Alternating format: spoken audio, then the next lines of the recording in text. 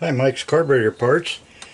In this video I'm going to show you how to replace the intake check ball retainer. If I could pick it up, I'd show you what it looked like. This is a retainer right here. Okay, so to get the old one out, if you can find something you can catch on here. Sometimes they are peened on the edge, so you might have to take an awl or something like this and scrape it on the edge here to get it out. This particular one I had to actually drill out. Here's the old one. It was just so stuck in there I couldn't get it out, so I drilled it out, being careful not to damage the sides of the carburetor.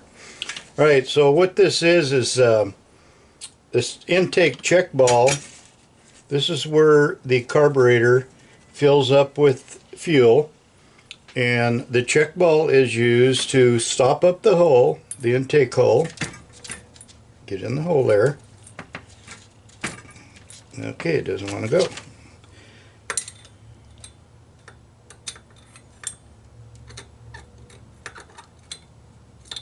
There. Okay. So when you're pushing down on the accelerator, it forces fuel down against that check ball and seals it so that the fuel doesn't go back into the bowl. So, and we need this retainer in there to keep that check ball from coming out. Now this retainer, I'm using a 11/32 socket. We're going to use that to tap it in and get that in there, to play with it to get it in there right. Okay, it's going to have to sit in that recess.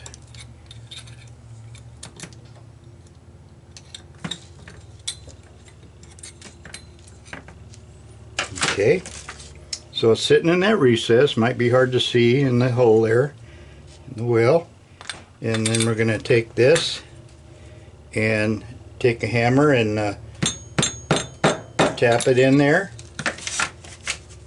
get it to stay in the recess. Now that should be all you have to do. Okay, just leave it at that.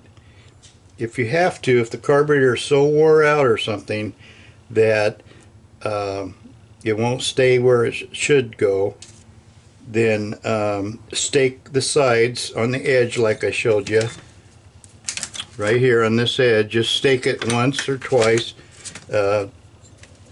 without messing up too much, and that'll keep it in there. So that's how you put a retainer in almost any carburetor that uses one. This happens to be a Carter 1-barrel. Quite a few different carburetors do use this retainer. Okay. Yeah, see, I tapped it in so it's not coming out, so we're good to go. Alright, so that's how the retainer is used. Thank you for watching.